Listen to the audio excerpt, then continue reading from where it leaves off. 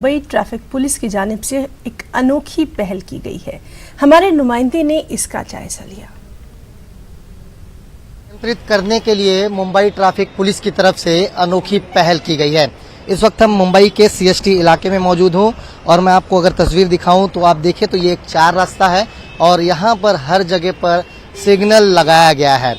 ध्वनि प्रदूषण को कंट्रोल में रखने के लिए इन तमाम सिग्नलों पर अब डेसिबल मीटर जो है लगाया गया है और जिसकी सीमा जो है 85 डेसिबल की तय की गई है। यानी अगर सिग्नल पर कोई भी गाड़ी खड़ी है और वो जोर से हॉर्न बजाते हैं जिसकी तीव्रता अगर ध्वनि की 85 डेसिबल मीटर से ज़्यादा होगी तब वो मीटर लाल ही रहेगा। यानी आप जितना हॉर्न बजाओगे आपको उतना इंतजार करना पड़ेगा। ये अनोखी पहल ध्वनि प्रदूषण को कंट्रोल में लाने के लिए मुंबई ट्रैफिक विभाग की तरफ से शुरू की गई है।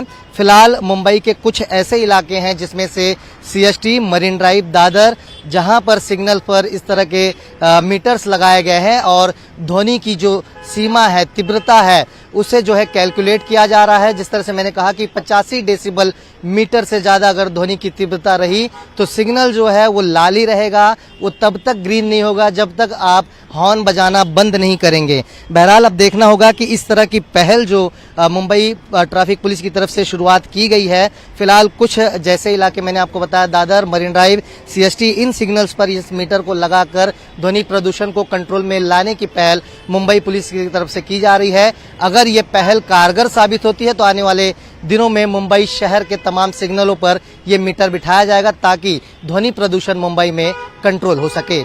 कैमरामैन अविनाश लोंडे के साथ प्रशांत पांडे, न्यूज़ 18 मुंबई।